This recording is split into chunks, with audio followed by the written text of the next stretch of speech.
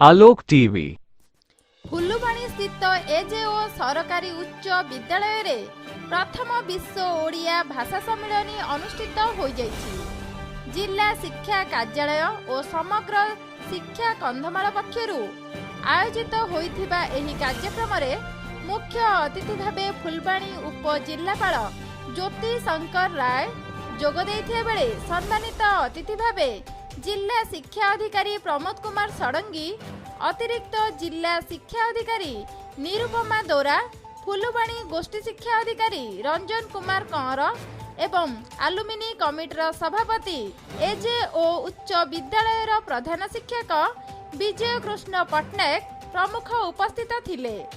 अतिथि माने ओडिया भाषार अस्तित्व और भविष्यत संपर्क में आलोचना करथिले।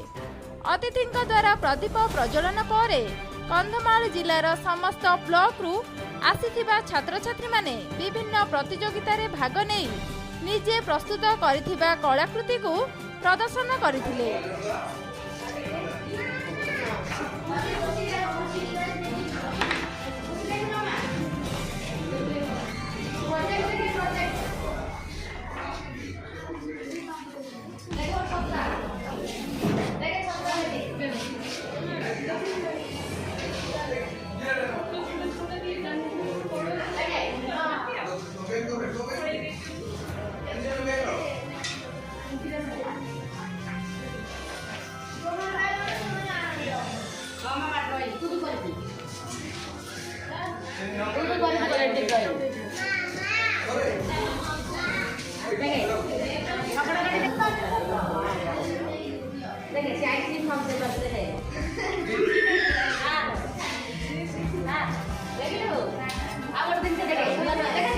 कहीं वहाँ देखला ये एटा ट्रायल